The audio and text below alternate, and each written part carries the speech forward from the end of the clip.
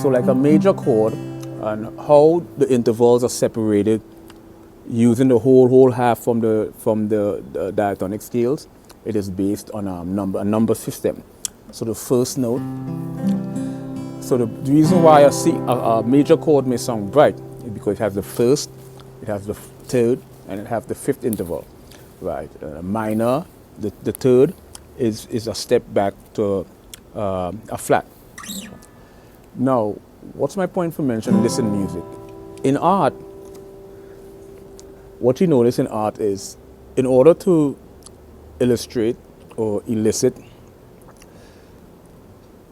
three-dimensional, the optical illusion of three-dimensional on a two-dimensional surface is really conducive to shades, different opacity, excuse me, of light and dark. So with music, a C chord may sound bright.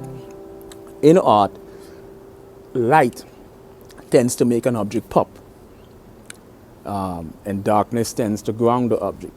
And you see that commonality in music, like primarily in the 1-4-5 blues progression.